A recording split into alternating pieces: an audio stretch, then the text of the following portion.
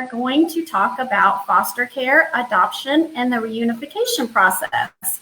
So I know there's a lot of misconceptions around foster care and adoption and reunification. And for those of you that don't know what reunification is, that is when the parents are working towards getting their children back permanently.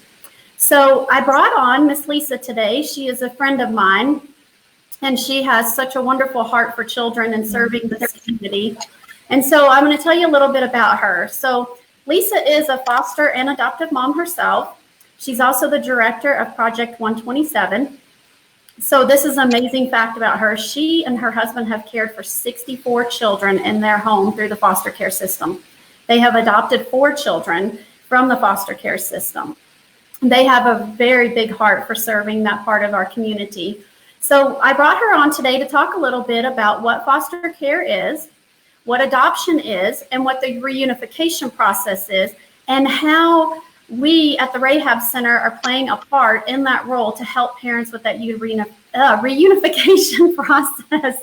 So Miss Lisa, I'm going to turn it over to you.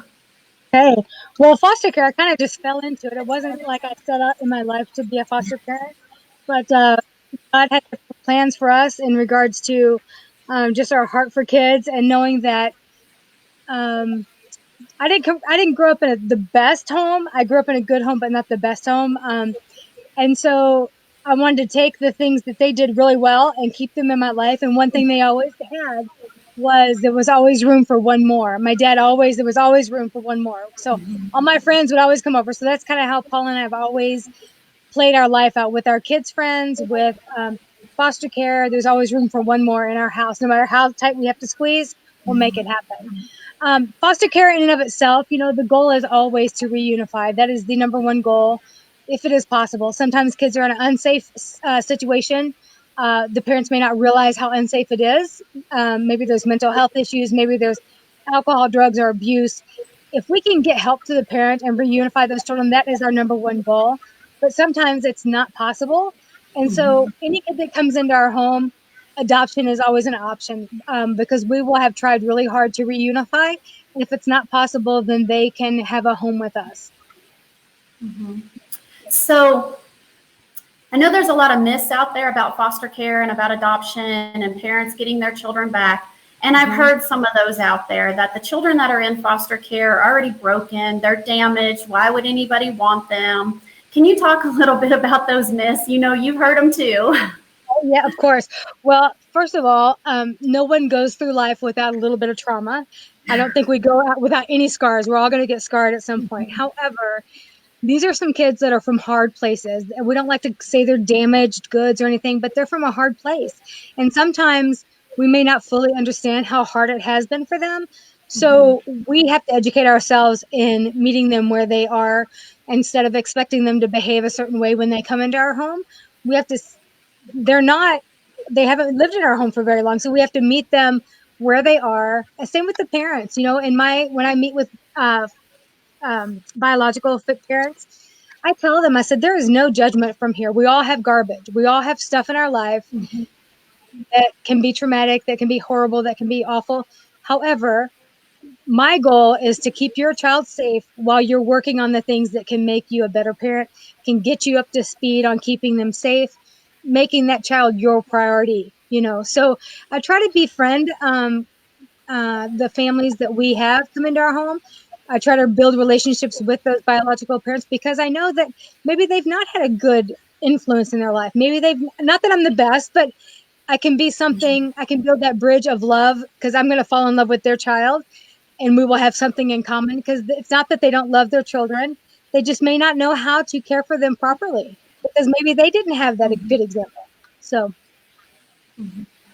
it seems like most of the children that end up in foster care have parents that have either been in foster care themselves, or there's some kind of mental health issue or drugs or alcohol involved with it. Do you see that a lot, that the children that come to you, are they more children from abusive situations, or is it just that parents don't know how to take care of their children because they've been in foster care and maybe didn't have a good example? I think there's a lot of general comments that you made. There are a lot of Lisa? generalities there, but I do believe. Yes, can you hear me? But I do believe that Yes, go that the ahead. majority of kids that come into care are due to neglectful situations, whether they're being left home alone for whatever reason, whether that is other addictions that are pulling that parent away, but neglect is probably what it's called. I would say, um, yeah, there's a variety of things. Every case is different, so I wouldn't want to speak and say that they're all one thing, but they are a variety of issues. But mental health does play a part in that as well, especially in our valley.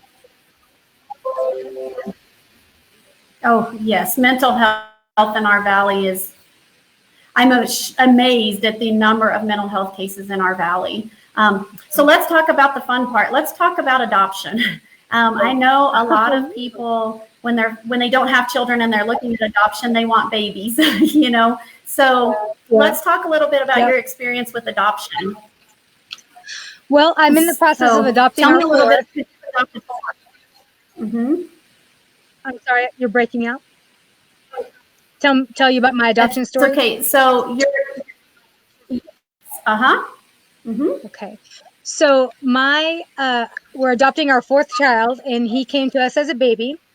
So we're waiting on that date for that. So that's kind of an exciting time for us. But we're old, and so we need people to step up and come behind us and start fostering as well for those kids that do have a need.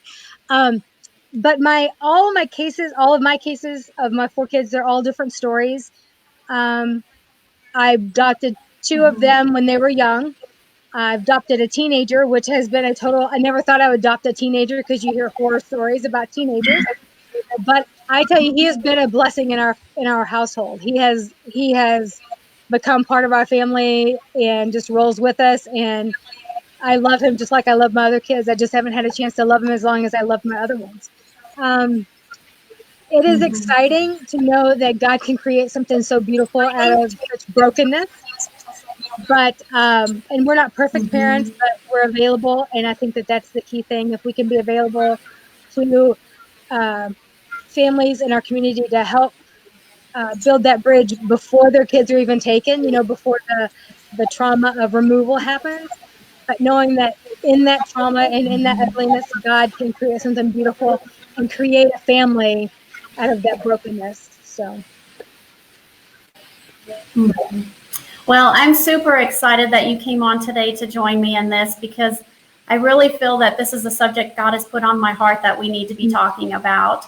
And I am really excited about getting together with you and Project 127 and just seeing how we can help build some of these bridges together.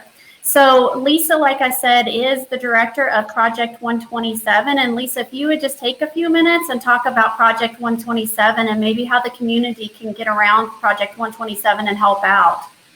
Perfect.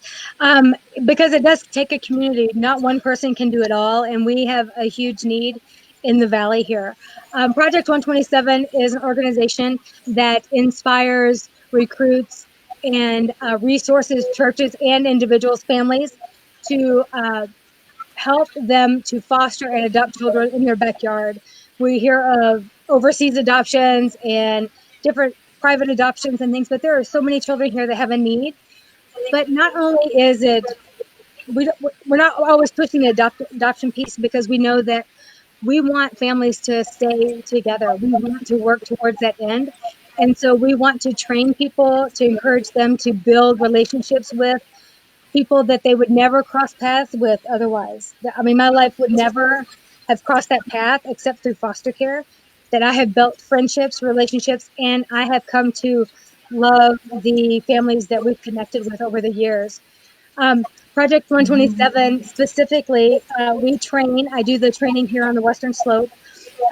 People that want to become foster parents, they have to go through state certified training, which we provide, with a Christian foundation. We know that the Bible teaches about, serving orphans in their distress, and that's what we want to be a part of. And so we have Christian families that want to go through our training. Our next training starts in June with all this COVID stuff right now. It's set to be in person, but again, I don't know what that looks like. In a few weeks, we'll have to make a final call on that. But and then we rally around our families by having we call it I call it my Project 127 closet, where we store items that families may need.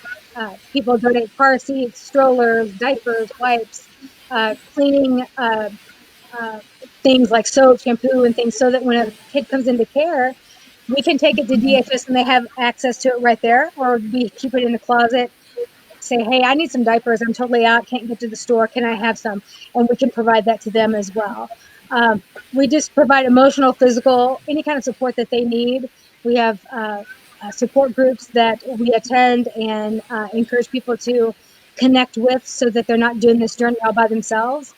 And just know that when they're dealing with kids from hard places, they're doing something that intrinsically is connected to God's heart, because he does protect children. He does protect orphans.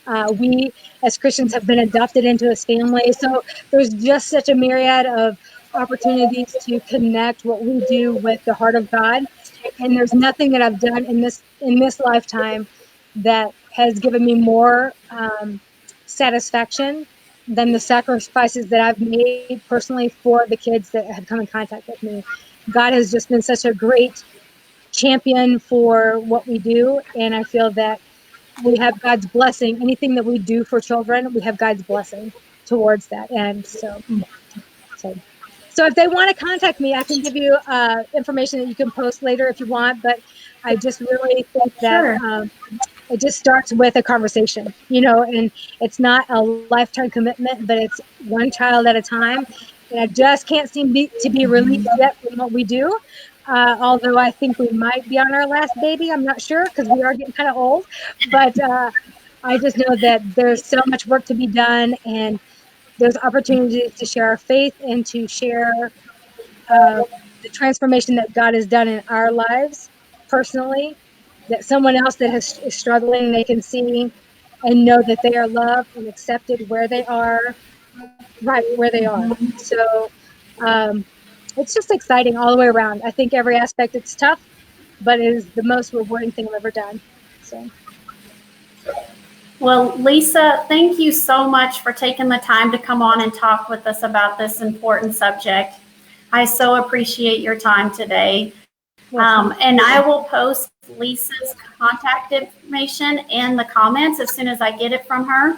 And I didn't want to share that without her permission, so I will get that handled. Thank you guys so much for taking the time today to come on and join us.